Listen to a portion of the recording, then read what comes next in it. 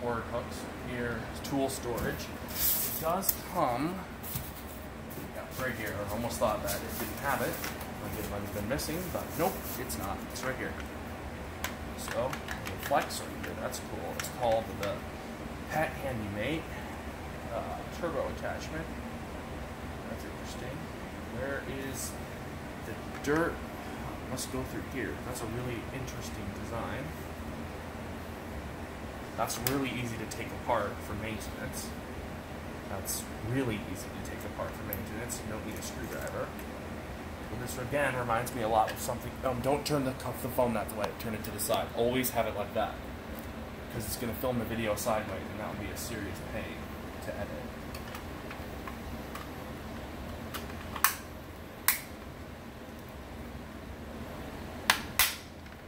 So, interesting tool. It seems like you go, yeah, right here. God, this is pretty. What is it? Yeah, right there. And then we have a crevice tool that goes. You think okay, it goes up there. That was really stuck. This is a ridiculously long crevice tool. That is going to be pretty helpful. And I like how there's airflow, so that we'll get dirt out from the sides too, like little airflow channels. So now, separate. The kitty really wants something. Okay, cord. I do not know how long the cord on this thing is. We will find out during use, I guess. Let's wrap the cord up. Kitty's going absolutely crazy right now. That's not where the tool goes. That's where the dusting brush goes. This guy doesn't go there. This guy goes right here. So we have a dusting brush somewhere around here. At least we're supposed to. Thank you. Dusting brush is right here. And the dusting brush will go right there. Stick it all inside of the foam. This was boxed differently. Most of the time you pull them out of the top. This one you pull out of the side. Whatever.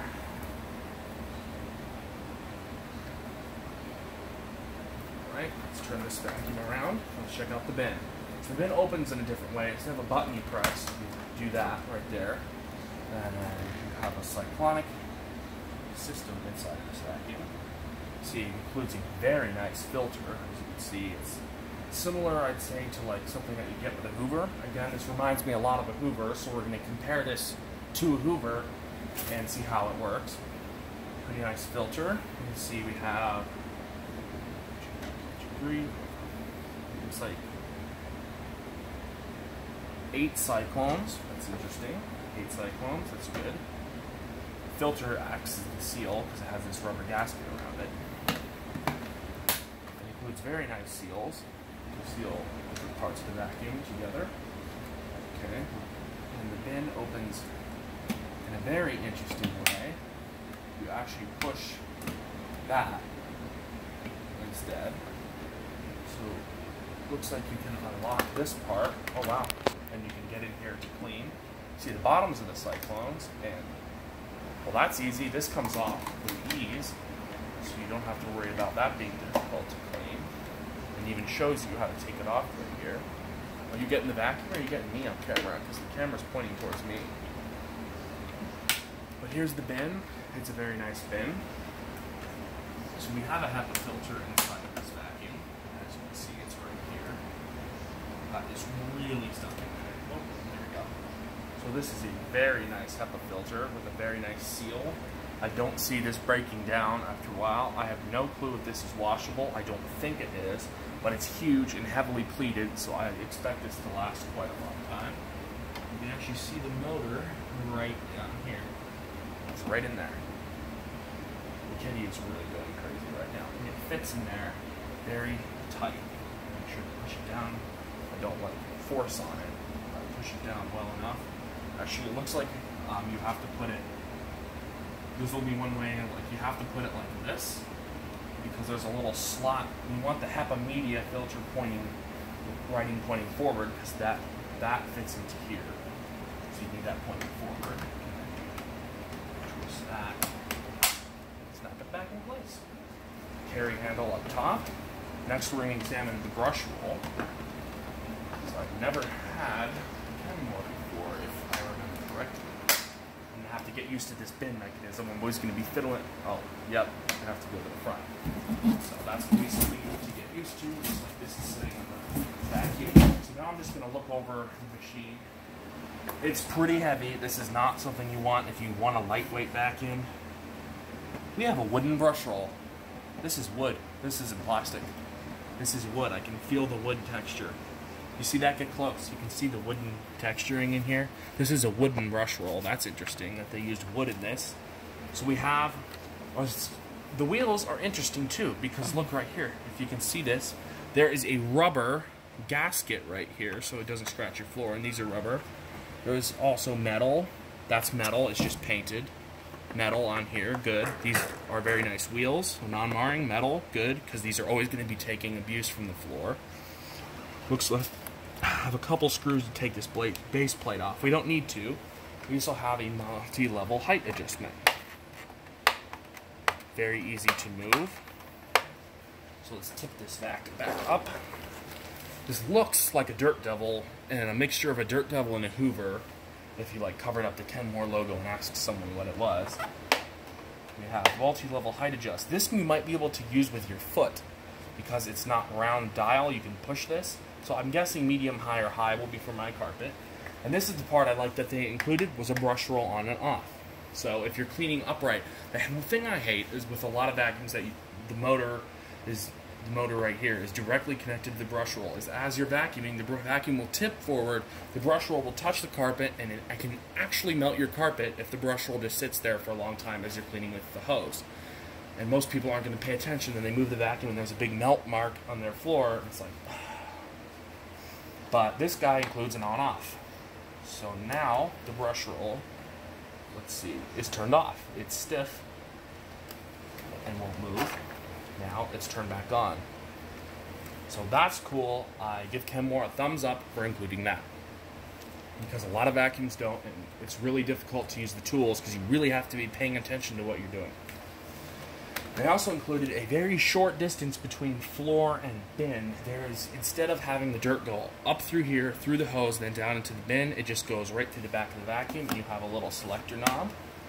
You also can press right here and take this off, and I believe to clear a clog.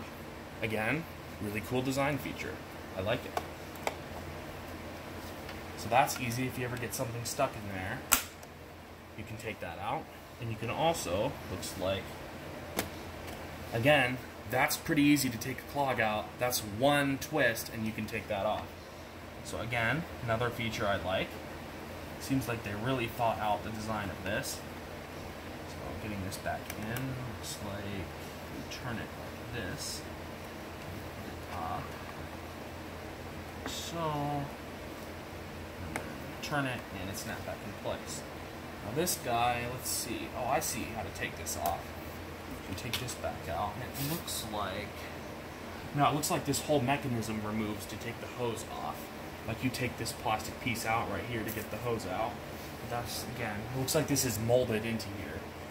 So you can't take just this piece off. You take this whole plastic part out. But again, it's still replaceable because it looks like one screw and it comes off. So again, I'm going to measure the hose. Well, not measure, but just see how long the hose is. May you hold this so in case it just goes flying across the room. Let's pick the knife up so I don't accidentally cut my foot. Put that right there. Can you hold this? And I'm just going to measure out the length of the hose. Just I'm going to walk over here. Okay, look over here. Point over here. I'd say about 6-7 feet, so a pretty good length. Okay, let it go, actually. I'm going to pull. Doesn't tip. Again, that's pretty cool. Well, that's because the hose is so low on the vacuum that there's no way it can tip. So I'm just going to recline this and just see if it's comfortable. Again, this is a very big vacuum, so this is not going to be something that you're going to want if you want something light. So I'm just going to plug it in and see how loud it is. Okay, and power button is up here. Here we go.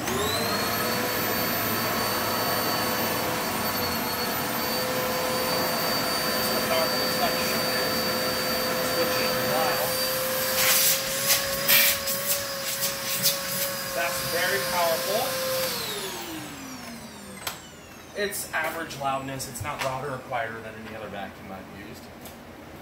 So, first impressions on this Kenmore are good. Of course, this is going to go through the daily use test, and I'm going to give my opinion in maybe 2 or 3 weeks on if this is a good buy or not a buy. But overall, for 60 bucks, buying this, it's 170 new, but if you get like it with a pristine box, but if you get it with a nasty box like that, it still hasn't been used. There's not one speck of dirt in this. And it actually picked up a piece of foam off the floor. So what we're going to do next is I'm going to clean up all this mess off the floor, and we're going to see how well this Kenmore performs. You may stop the video. Like, comment, and subscribe.